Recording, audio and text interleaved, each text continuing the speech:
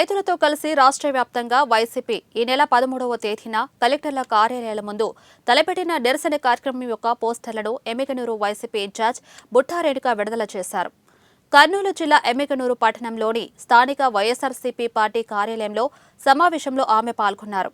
అన్నదాత సుఖీభవ అంటూ ఏడాదికి 20,000 రూపాయలు ఇస్తామంటూ రైతులతో ఓట్లేయించుకొని వారిని దగా చేసి పచ్చి మోసం చేసిందని, ఖరీఫ్ ముగిసింది, రబీ వచ్చింది, అయినా అన్నదాత సుఖీభవ పెట్టుబడి సహాయం అందడం లేదన్నారు. రైతులు గగ్గోలు పెడుతున్న బడ్జెట్లో 10,700 కోట్లు పెట్టాల్సి ఉండగా దాని ప్రస్తావనే లేదని ఆవేదన వ్యక్తం చేశారు.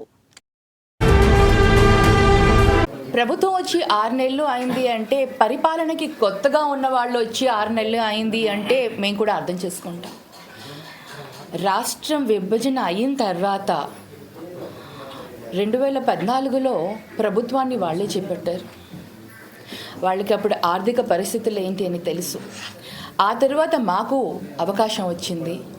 అవకాశాన్ని మేము సద్వినియోగం చేసుకున్నాం.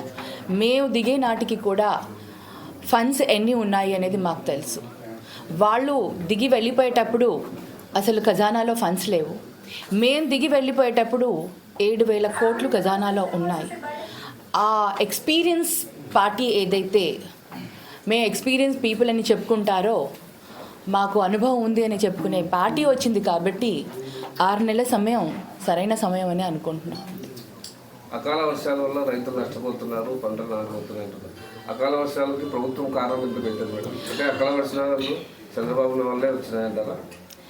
మేము అలా అనట్లేదు. అకాల వర్షాలు కానీ అనుకోని డిజాస్టర్ ఏదైనా వచ్చినప్పుడు ప్రభుత్వంగా సహాయం అందించాల్సిన బాధ్యత ప్రభుత్వానికి ఉంది.